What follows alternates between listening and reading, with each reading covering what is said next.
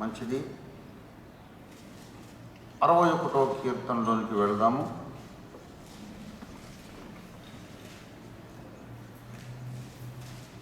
చదవబడినటువంటి లేఖన భాగము 61వ కీర్తన.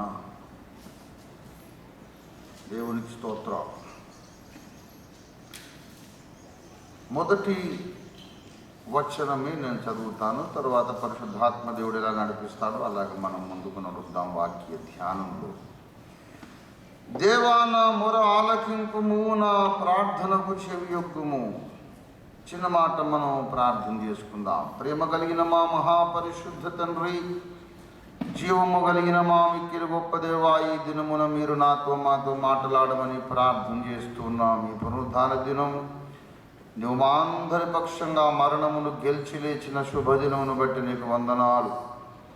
నీ పునరుత్థానమే ఒకవేళ అబద్ధమైనట్లయితే మా రక్షణ కూడా అబద్ధమేనని నీ లేఖనంలో పౌలు ఖండితంగా చెబుతున్నాడు. నాయన అయ్యా, మా రక్షణకి ఒక నిర్ధారణ కల్పించిన నీ రిజరక్షన్ కొరకు నీకు వందనాలు చెల్లిస్తున్నాం.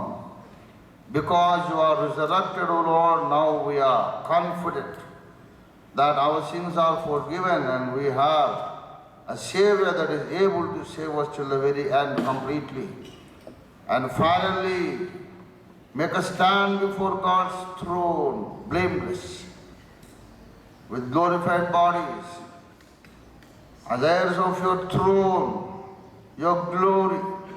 నీ మహిమ సింహాసనానికి వారసులుగా నిందారహితులుగా మమ్మను పరలోకలు నిలబెట్టగలిగిన గొప్ప రక్షకునివు మాకున్నావు. మా సాల్వేషన్, మా రక్షణ గ్యారంటీడ్ అని మాకు నమ్మకం ఉంది కనుక నీకు వందనాలు. All this confidence is because of your resurrection, O lord. On this the day of thy resurrection, though it is not an Easter Sunday, every Sunday is an Easter Sunday for us, O Lord, because we remember your resurrection on every Sunday. On this Sunday, we praise and worship you, Lord, for you have experienced death for us and conquered, overcame death for us. Dear Lord, thank you for your presence right over here. Thank you, Lord, for walking in our midst. Thank you, Lord, for you are ready to speak unto us. Help us also to be ready to receive your teaching, admonition, receive your message. మమ్మల్ని అందరినీ కూడా దీవించి ఆశీర్వదించండి. నీ దాసుడు ఒట్టివాడి నాయన, నీ శిలవ రక్తంతో మీ దాసుని కడిగి శుద్ధీకరించి నీ అగ్నితో కాల్చి నీ తైలంతో అభిషేకించి మీ దాసుని నోట నీ మాటలుంచి మీ దాసుని మరుగు చేసి మాతో మీరే ప్రత్యక్షమై మాట్లాడమని యేసయ్య మధురనామంలో స్తుతించి గొప్ప దీవెన, గొప్ప విజయవంతని స్వతంత్రించుకొని ప్రార్థిస్తున్నాము తండ్రి. ఆమేన్, ఆమేన్, ఆమేన్.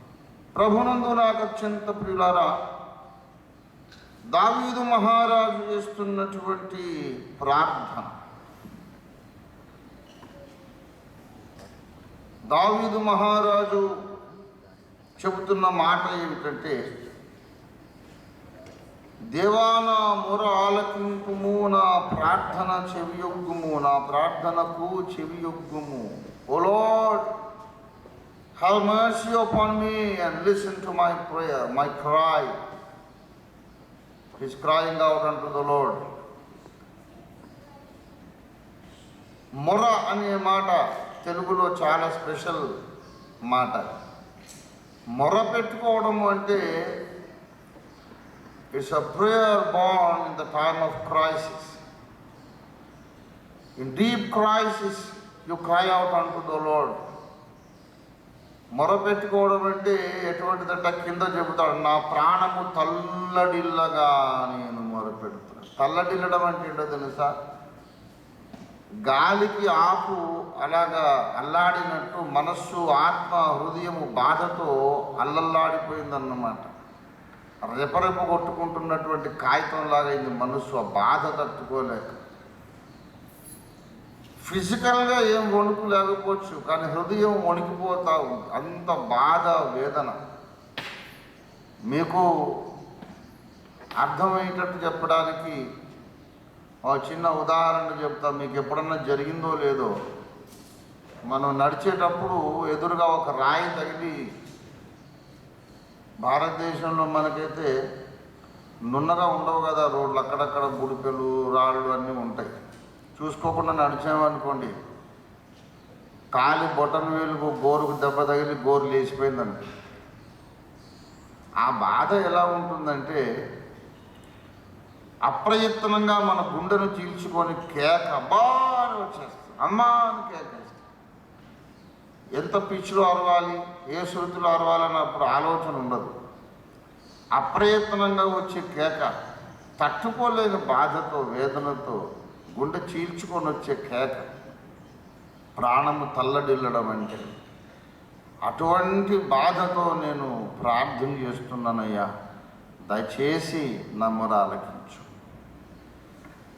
అవును, ఎక్కడి నుంచి ప్రార్థన చేస్తున్నావు దావీదు? Where are you right now? ఈ రోజుల్లో మొబైల్ ఫోన్స్ వచ్చిన తర్వాత హౌ ఆర్ యు అన్నారు, వేర్ ఆర్ యు అంటారు ఫోన్ చేయగా.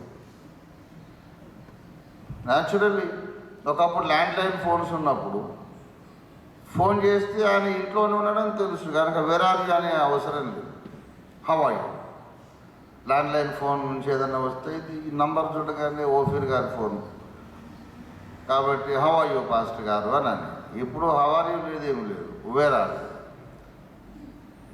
ఎందుకంటే మొబైల్ వాడు ఎప్పుడు దేశ తిరుమరి, ఎక్కడున్నాడు, ఇంట్లో ఉన్నాడా, మార్కెట్లో ఉన్నాడు, ఇంకో మీటింగ్లో ఉన్నాడు, వేరే ఊరికి వెళ్ళాడా,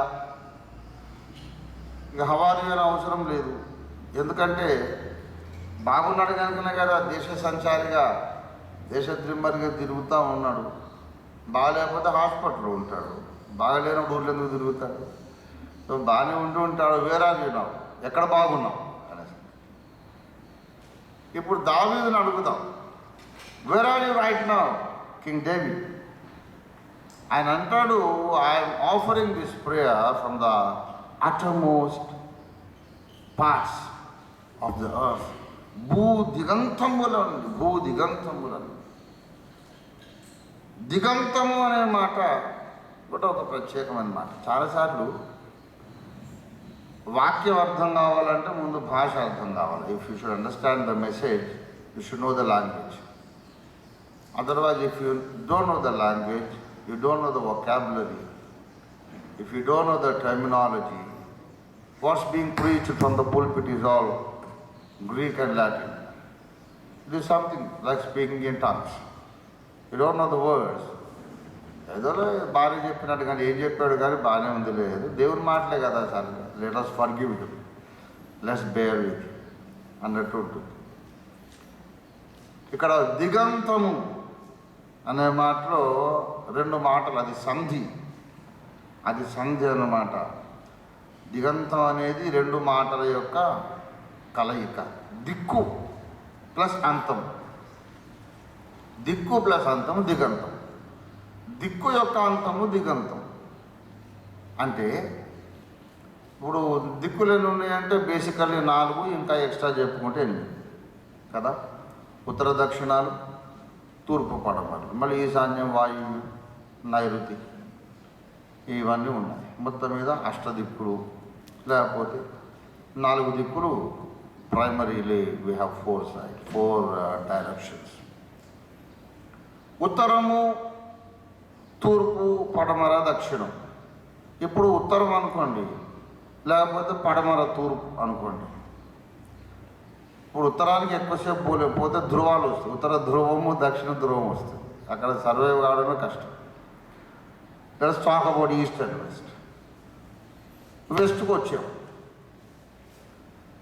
పడమర ఇప్పుడు ఇండియాలో ఉన్నాము, లేకపోతే centre of the earth, Mediterranean, Sinai peninsula, Iraq, Iran, Israel, అక్కడ ఉన్నాం అనుకోండి, centre of the earth, habitable earth. అక్కడ నుంచి వెస్ట్కి పోతున్నాం. పోయిన తర్వాత 1 మైలు, 2 మైలు, 100 మైళ్ళు, 1000 మైళ్ళు పోయిన తర్వాత వెస్ట్లోకి వెళ్ళిన తర్వాత you come at a point, arrive at a point, it is no more west. ఇంకా 1 మైలు పోతే ఈస్ట్లోకి వచ్చేస్తాం. Japan is the easternmost country, you know, the land of the rising sun. ఉదయించే సూర్యుని యొక్క దేశము జపాన్. భూమి మీద ఈ గ్లోబ్ మీద భూతలం మీద ఉన్నటువంటి దేశాలన్నింటిలో సూర్యకిరణాల ముందు టచ్ అయ్యేది జపాన్. అందుకే అంట Japan is the land of the rising sun అని అంట. మరి వెస్ట్కు ఉన్నది ఏంటంటే అమెరికా. కానీ మీరు ప్రపంచ భూగోళం గ్లోబ్ చేసి చూడండి. ఇప్పుడు జపాన్ అంటే ఈ దేశానికి భయం. ఎందుకంటే అమెరికా నుండి మీకు తెలుసు హిరోషిమా నాగసాకి మీద 2వ ప్రపంచ యుద్ధంలో అణుబాంబులు వేశారు అమెరికా. వాళ్ళు పగ తీర్చుకుంటారేమోనని భయం.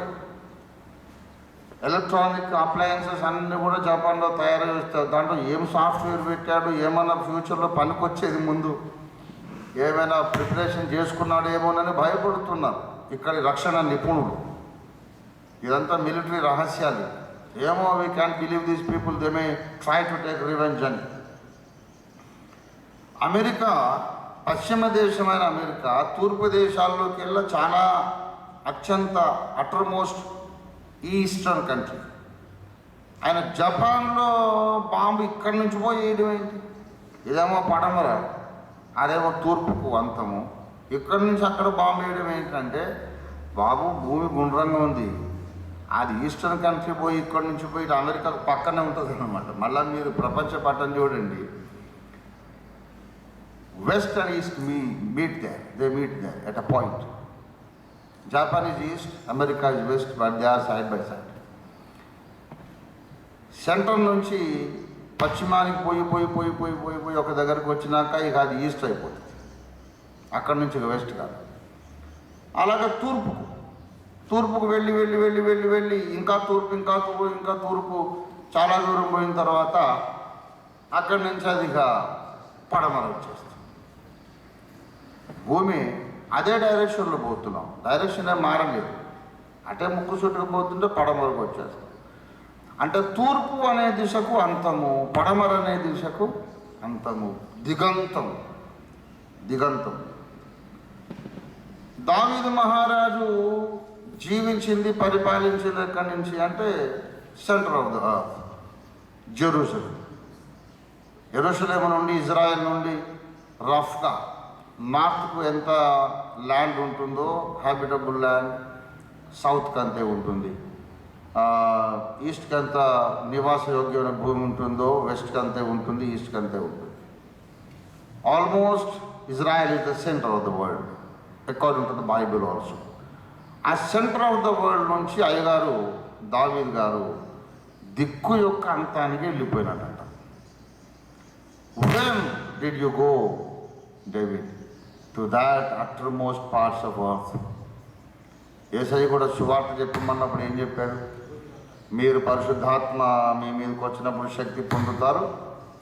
You shall receive power when the Holy Spirit is come upon you, and you shall be my witnesses in Jerusalem, Judea, Samaria, and to the uttermost parts of the earth.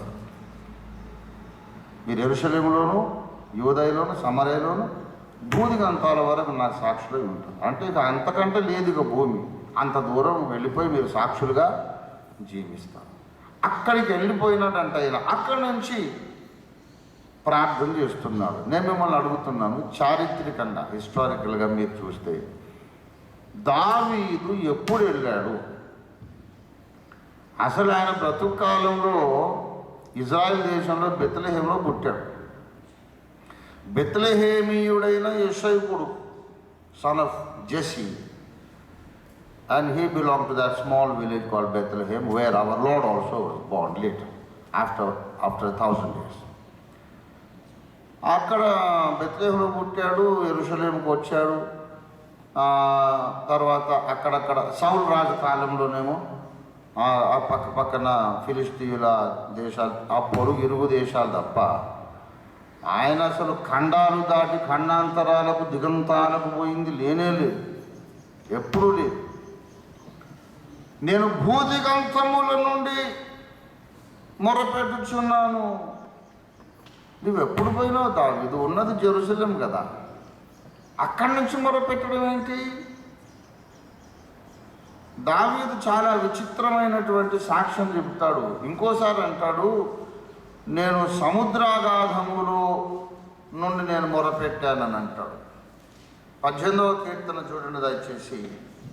సముద్రాగాధము నుండి ఆయన మొరపెట్టాడు. 16వ వచనం, 18, 16వ వచనం. ఉన్నత స్థలము నుండి చెయ్యి జాపి ఆయన నన్ను పట్టుకొనెను, మహాజలరాశులలో నుండి తీశాడు. మహాజలరాశులు అంటే మన గంగాళంలో నీళ్ళైతే కాదు కదా, పోనీ మన ఊర్లో చెరువు కూడా కాదు, అది కూడా పెద్ద మహాజలరాశులు ఏమి కాదు. మహాజలరాశులు అంటే ఓషన్స్ అన్నమాట, పెద్ద మహాసముద్రం. ఇండియన్ ఓషన్, పసిఫిక్ ఓషన్ ఉండొచ్చు. అటువంటి మహాజలరాశులలో నుంచి దేవుడు నన్ను బయటికి తీశాడట. నేను అనుకుంటాను ఇది యోనా రాసిన కీర్తన అయి ఉండాలి. It will be more appropriate.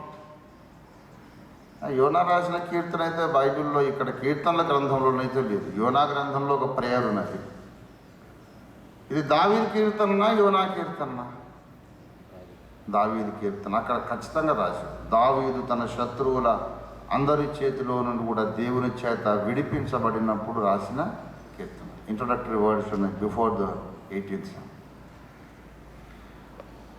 మరి ఈయన సింహాసనం మీద కూర్చొని మాట్లాడతాడు, నన్ను దేవుడు మహాజలరాశులలో నుండి తీశాడు. పోనీ యోనా సాక్ష్యం చెప్తున్నాడేమో అనుకుందామంటే, దావీదు చచ్చిపోయిన 200 సంవత్సరాల దాకా యోనా పుట్టనే లేదు. Zona prophesied almost 700-800 years before Christ. ఈయనేమో 1000 years before Christ. ఈయన చచ్చిపోయినాక 200 yearsకు యోనా పుట్టాడు. జలరాశులలోనికి వెళ్ళి అక్కడి నుంచి బయటికి తీయబడ్డ ఏకైక ప్రవక్త